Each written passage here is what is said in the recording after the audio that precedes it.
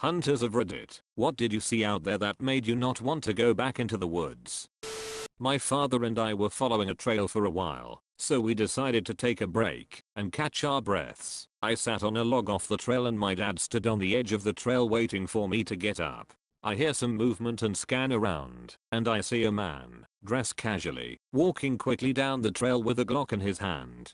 He is not really following the trail, he is just walking toward my dad with haste. Before he comes up to my dad, he asks if he's seen anything. Pretty normal. I keep an eye on him, because I don't believe he was there to hunt. I think he was there to make sure my dad hadn't seen anything he wasn't supposed to. He wasn't dressed like a hunter. He didn't walk like a hunter. And it was deer season and he decided he would take his Glock out to get a deer. I wasn't buying, so I put a round in the chamber and watched them talk.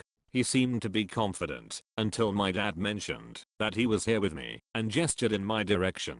I nodded and made a half-assed wave, and he seemed to lose interest in us and ended the conversation shortly after and turned around and walked back the way he came, just about as fast as he walked up to us. It worried us a bit, but we continued on. We haven't been back to that area in a while. My dad told me that there have been drug busts near that area in the past. This isn't a supernatural tale, just an experience that made me not want to go back to that area. A long time ago my grandparents bought a small cabin in the woods in Pennsylvania. My dad, uncle, and aunt are all small children.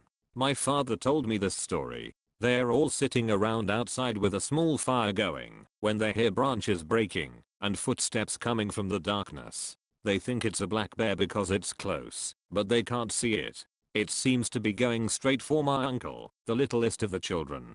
He starts panicking while everyone tells him not to move. Now this big black beast is within arm's reach of him, and he's shaking like a leaf with his eyes closed. All of a sudden it opens its jaws and starts licking his face. Turns out that the next property over is owned by a couple who raise Newfoundland dogs and one got out.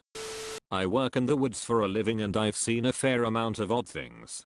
Carvings in trees, old beat up cars, random weird trash scattered through the woods, and a fair amount of animal carcasses. I've had instances where I've gotten spooked. Stuff like jumping big critters is always quite jolting, but I can recall one rather butt-puckering experience. I was working with a few other people at the time, spaced out of sight, but not out of earshot. I crossed over a little ridge at least 2 miles from the closest road, in the middle of the woods, and I saw what looked like a full skeleton of a cow tied together with twigs and a little bit of twine.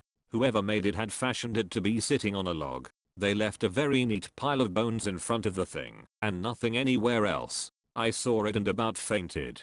Definitely really f***ing odd considering how far we were off the road and how thick and steep it was. I ended up getting the folks I was with to come check it out, really just for shits and giggles. I took note of it, and we moved on to the next plots. I have a picture, but I'm new to this whole Reddit thing, so I'll try to figure out how to upload it. I've got one good one. I have a hunting spot that I frequent. Not crazy far off the grid or anything like that. Terrain is a pain in the ass, but it's a pretty hidden spot that is close to my house. Anyway, I hunt a lot of small game there and see a ton of mule deer anytime I go out. One morning I get there about 5:30 am and have some time to kill before I start my hiking. I have an odd feeling in the parking lot, but just chalk it up to too much coffee on an empty stomach giving me anxiety. So, I decide to start hiking in, and about 300 yards into my hike I notice this pile of downed trees / branches / general debris that I hadn't seen before. It was my first time hunting this particular place this particular season, so I figure some folks came out and did some fire mitigation work. I don't pay too much attention to it until I notice there's an odd amount of movement coming from it.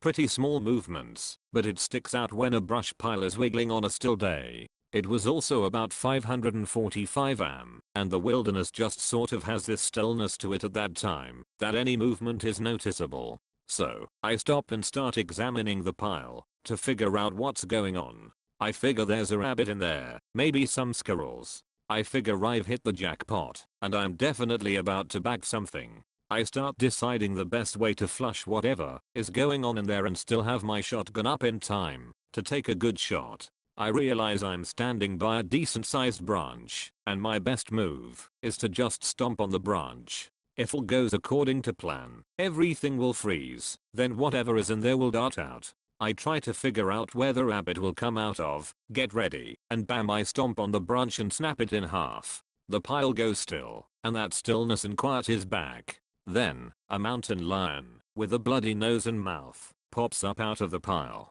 At this point, I'm about 10 yards from the pile. I have my shotgun, but really don't want to shoot the lion. I also don't want to fire a shot off in the air to scare it, because all in all this was a pretty cool experience that very few people get to have. It froze and was looking at me very quizzically. Then, in one quick motion it hopped out of the brush pile, ran uphill, got about 40 yards from me, and disappeared into the trees. I've never seen something cover 40 yards uphill in such a fast, graceful way. One of the cooler things I've ever gotten to experience. I went to check out the brush pile when it left, and sure enough it was feasting on a mule deer. Still my favorite out in the woods story I ever tell. There is a place in Kingston, Idaho, or the other side of Fern and Saddle depending on which way you go to get there. I call it the Snake Pit, and no, I don't mean the restaurant. I still visit the area now once in a while and camp there. Anyways, next to where I camp in the trees is a basin, and it has a bunch of old 1920s 1930s rotted cars in it, overgrown by bushes and trees, but sunlight falls on the cars. First time I camped out there I walked into those woods and the leaves all started to move. The snakes were running from me while they were sunbathing on the cars. Fucking creep me out. I don't go in there forward anymore, and I don't see the snakes leave that spot, so I just let them be.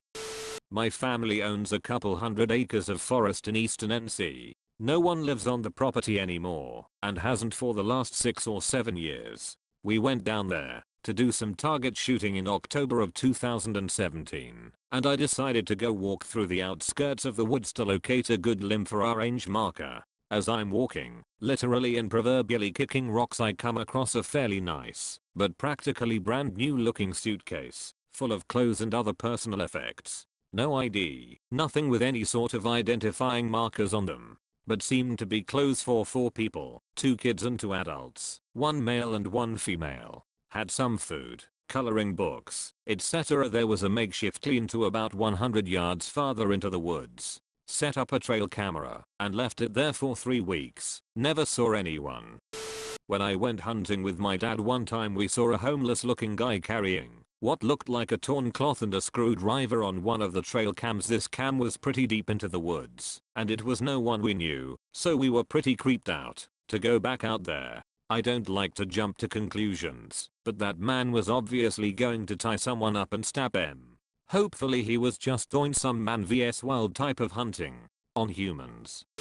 I was being watched on the woods. It was the strangest feeling. I got paranoid enough that I began walking all the way to where I knew a park warden was parked. After about 100 meters, I turn around to make sure I wasn't being followed, and I see 3 bears smacking my stuff around. One bear was standing up in the middle of the access road staring right at me. Camping alone in the middle of Missouri the night before turkey hunting.